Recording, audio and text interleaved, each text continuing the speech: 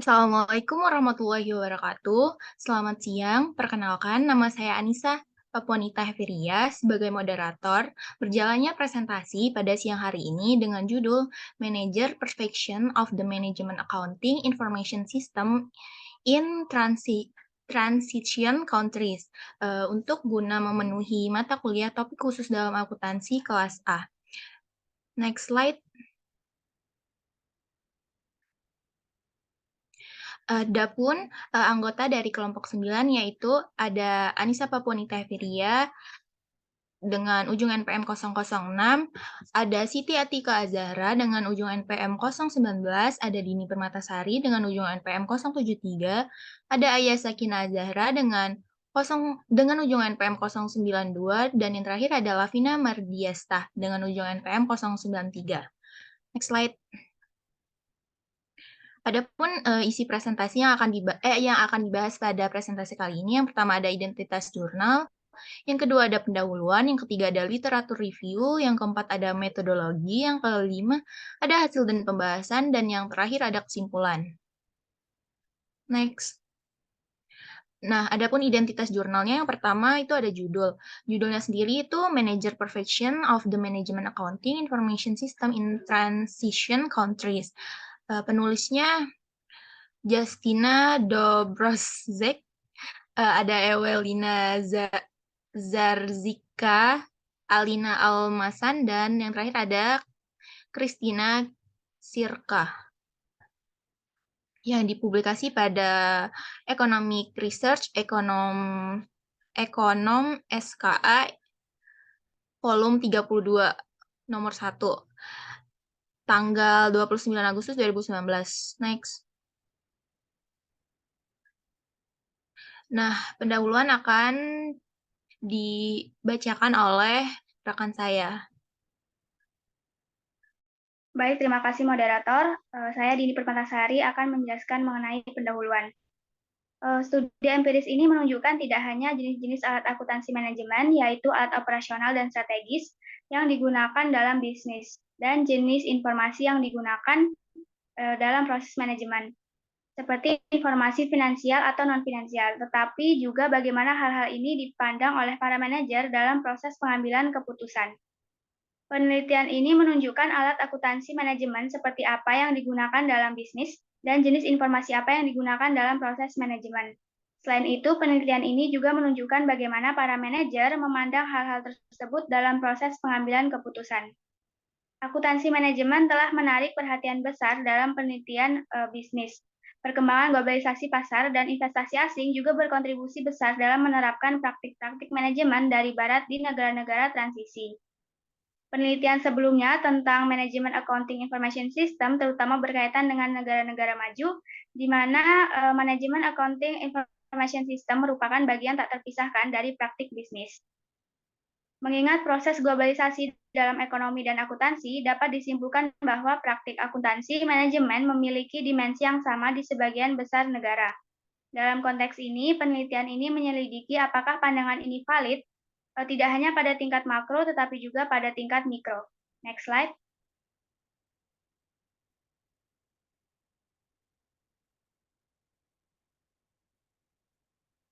Yang kedua yaitu ada literatur review. Yang pertama ada sistem informasi akuntansi manajemen sebagai bagian dari sistem informasi manajemen. Manajemen Accounting Information System di dalam organisasi memberikan data untuk kinerja dan pengambilan keputusan manajemen. Sistem informasi manajemen membantu manajer mencapai target yang ditentukan dalam bidang fungsional tertentu, dengan dampak pada tujuan perusahaan. Tujuan tersebut dapat dinyatakan dalam efisiensi pengambilan keputusan, kinerja, hubungan interpersonal, dan kepuasan kerja. Lalu yang kedua ada persepsi dari sistem informasi akuntansi manajemen. Persepsi manajemen accounting information system oleh para manajer akan bergantung pada kondisi interpersonal, pengetahuan, dan sejauh mana pengaruh para manajer terhadap keputusan, fitur internal, struktur formal dari atas ke bawah, dan standar. Para manajer membutuhkan manajemen accounting information system untuk memastikan akurasi dan pengukuran hasil yang dapat diandalkan. Apakah informasi tersebut akan sangat dihargai tergantung pada apakah akuntansi manajemen dan informasi yang dibagikan memenuhi harapan para manajer. Lalu yang terakhir ada akuntansi manajemen di negara transisi. Negara-negara transisi adalah negara-negara yang mengalami perubahan besar dalam perekonomian dan kebijakan politik mereka setelah mengalami masa pemerintahan otoriter atau sosialis yang berkuasa dalam waktu yang lama. Negara-negara ini beralih dari sistem perekonomian yang terpusat menuju sistem ekonomi pasar yang lebih terbuka dan lebih terdesentralisasi. Penelitian Grenland dan Luca pada tahun 1998 menyelidiki apakah akuntansi manajemen berbeda di antara negara-negara. Mereka menyatakan bahwa ada perbedaan yang disebabkan oleh kondisi ekonomi, budaya, dan institusi di negara-negara tersebut. Meskipun demikian, ada harmonisasi global dalam praktik akuntansi manajemen di tingkat makro. Meskipun ini hanya merujuk pada konsep-konsep, ide, teknik, desain, manajemen accounting information system, dan tujuan penggunaan informasi akuntansi manajemen utama. Perkembangan akuntansi manajemen di negara-negara transisi seperti Polandia dan Rumania adalah fakta bahwa negara-negara ini berada di bawah pengaruh Rusia hingga tahun 1990. Pada saat itu, akuntansi manajemen dikenal terutama sebagai prosedur akuntansi biaya dan hanya memainkan peran marginal dalam perusahaan milik negara. Namun, dari titik ini, praktik akuntansi manajemen mulai berkembang. Itu saja yang dapat saya jelaskan, selanjutnya akan dilanjutkan oleh rekan saya.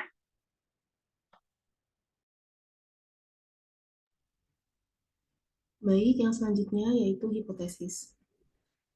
Pada penelitian ini terdapat 3 hipotesis, yaitu RQ1, RQ2, dan RQ3. RQ1 adalah bagaimana manajer memandang pentingnya informasi akuntansi manajemen bagi manajemen. Nah, RQ1 ini mencakup sistem kualitas dan dapat digabungkan dengan kepentingan, integrasi, agregasi, atau fungsionalitas untuk manajemen operasional atau strategis. Lalu RQ2 adalah bagaimana manajer memahami karakteristik spesifik dan dari informasi akuntansi manajemen yang diterima dalam bentuk laporan. Nah, RQ2 ini mencakup kualitas informasi yang mengacu pada unsur-unsur seperti akurasi dan konsistensi. Lalu yang ketiga adalah sejauh mana manajer menggunakan MAIS untuk kinerja aktivitas manajemen yang ditunjukkan. Nah, RQ3 sendiri itu berkaitan dengan penggunaan informasi yang mengacu pada frekuensi penggunaan. Next.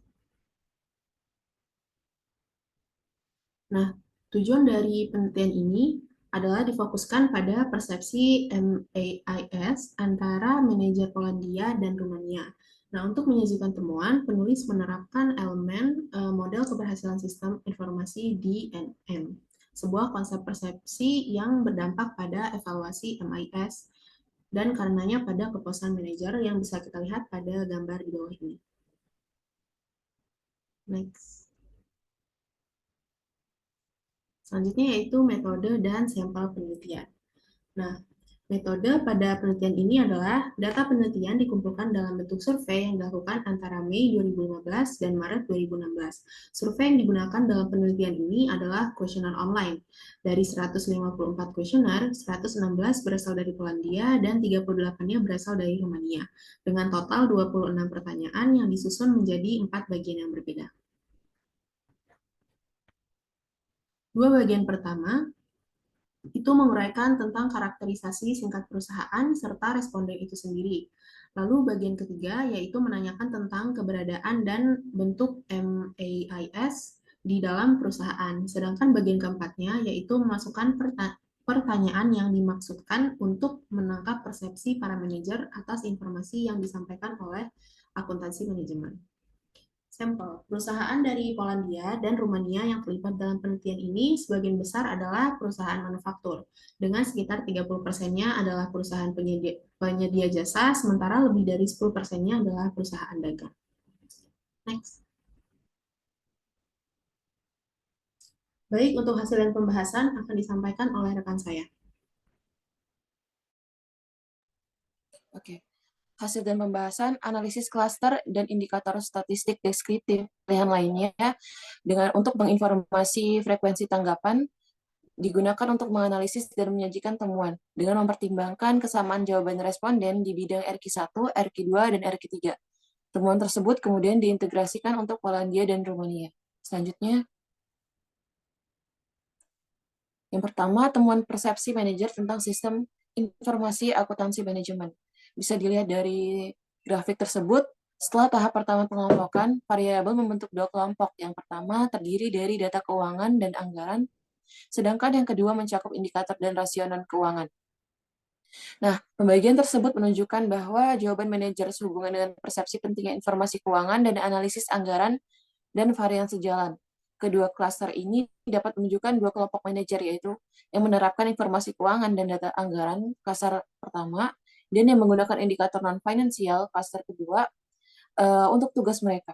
Selain itu, dapat ditentukan bahwa anggapan pentingnya data keuangan dan anggaran serupa. Artinya, jika responden menilai pentingnya informasi keuangan sebagai tinggi, mereka umumnya juga menilai pentingnya informasi anggaran dan informasi tentang varian sebagai tinggi. Selanjutnya, yang kedua itu persepsi manajer tentang karakteristik spesifik dari laporan internal atau RQ2. Dapat dilihat dari tabel dan grafik tersebut, ini merupakan metode aglomeratif yang digunakan untuk klaster sehubungan dengan perspektif karakteristik manajemen accounting information system yang disajikan dalam bentuk laporan. Tahap pertama itu pengelompokan. Setelah tahap pertama pengelompokan terbentuk dua kelompok. Yang pertama kualitas dan isi, dan penyajian data dan komentar itu kelompok kedua. Klaster pertama terdiri dari aspek kualitas dan substantif karena ketepatan dan kesesuaian pemilihan data tercermin dalam kualitas laporan. Kelompok kedua dibentuk oleh aspek visual dan penjelasan yang menciptakan nilai tambah bagi laporan internal, memfasilitasi pembacaan yang akurat oleh para manajer dan mendukung mereka dalam proses penilaian situasi bisnis dan pengambilan keputusan yang berkelanjutan. Selanjutnya,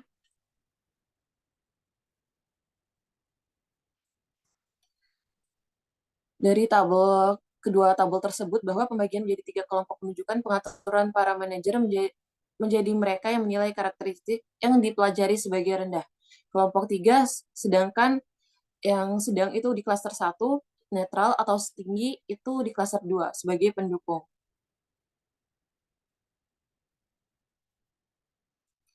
Nah, untuk perlu digarisbawahi bahwa ukuran kelompok yang pertama itu 65 responden yang melakukan evaluasi sedang terhadap unsur-unsur laporan internal berbeda secara signifikan dari ukuran kelompok 2 yaitu 38 responden dan kelompok 3 23 responden.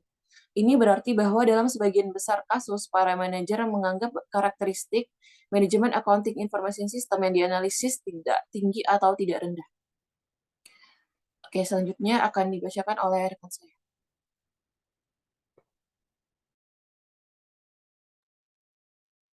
Nah, yang ketiga ada persepsi manajer tentang penggunaan akuntansi manajemen. Metode aglomeratif menyajikan gambaran yang menarik tentang persepsi penggunaan akuntansi manajemen untuk pelaksanaan tugas-tugas manajemen. Pada tingkat aglomerasi terendah dalam analisis cluster, cluster dibuat dengan fitur-fitur berikut. Yang pertama ada perencanaan dan penganggaran serta pengendalian biaya dan keuangan, yaitu klaster pertama. Kemudian manajemen kinerja termasuk pengukurannya, klaster kedua. Perumusan dan implementasi strategi dan pengambilan keputusan, klaster ketiga. Pada tingkat aglomerasi yang lebih tinggi terdapat dua klaster utama. Kelompok pertama terdiri dari tugas tradisional akuntansi manajemen yang bersifat kontrol. Lalu untuk kelompok kedua mencakup tugas-tugas dari ruang lingkup pengambilan keputusan dan perumusan dan implementasi strategi yang dapat dilihat pada grafik di layar. Grafik tersebut menegaskan bahwa persepsi manajer yang menggunakan informasi akuntansi manajemen untuk melakukan tugas pengendalian saling berdekatan. Hasil serupa telah diperoleh sehubungan dengan penggunaan informasi ini untuk tugas-tugas strategis dan tujuan pengambilan keputusan. Lalu selanjutnya dalam klasifikasi menjadi tiga kelompok, ada perbedaan yang jelas antara manajer yang menganggap dan menilai variabel yang dipelajari yang mendukung kegiatan manajemen mereka sebagai rendah, sedang, atau tinggi. Ini dapat dibagi menjadi yang pertama skeptis dengan evaluasi rendah, yaitu klaster 3, netral dengan evaluasi sedang, yaitu klaster pertama, dan pendukung dengan penilaian tinggi, klaster kedua. Nah, untuk grafik 6 dilengkapi dengan data yang disajikan pada tabel ketiga, keduanya dapat dilihat pada layar. Lalu untuk ringkasan dari hasil dan pembahasan, pada tingkat aglomerasi terendah, terdapat 4 klaster. Yang pertama, klaster 1, yaitu klaster 1 yang terdiri dari tugas tradisional akuntansi manajemen yang bersifat kontrol. Kemudian manajemen kinerja termasuk pengukurannya, klaster 2. Perumusan dan implementasi strategi dan pengambilan keputusan, klaster 3. Lalu untuk ringkasan dari pembahasan hasil dan pembahasan, Penerapan analisis klaster untuk verifikasi data memungkinkan penulis untuk memperoleh temuan menarik tentang informasi dan kualitas sistem dan penggunaan sistem dengan mengacu pada manajemen accounting information system. Variabel yang dipilih dan dipelajari tergantung pada persepsi manajer dan dengan demikian evaluasi mereka. Studi ini membedakan kelompok manajer yang evaluasi informasi akuntansi manajemen untuk tugas-tugas pengendalian setinggi mungkin, dan mereka yang membuatnya seperti itu penilaian untuk penggunaan informasi ini untuk tujuan pengambilan keputusan dan untuk implementasi strategi.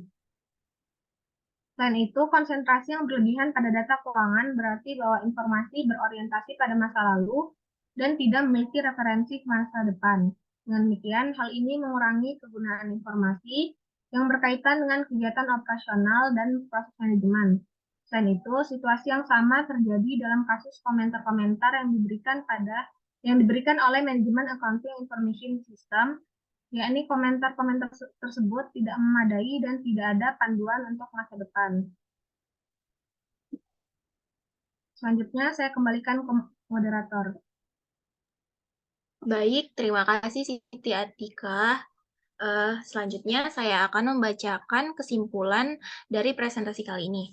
Nah, kesimpulannya dalam kasus netral, penggunaan MAIS harus dikembangkan lebih lanjut dan kelompok manajer ini harus memiliki kesempatan lebih besar untuk menggunakan manajemen accounting information system, baik untuk manajemen operasional maupun strategis.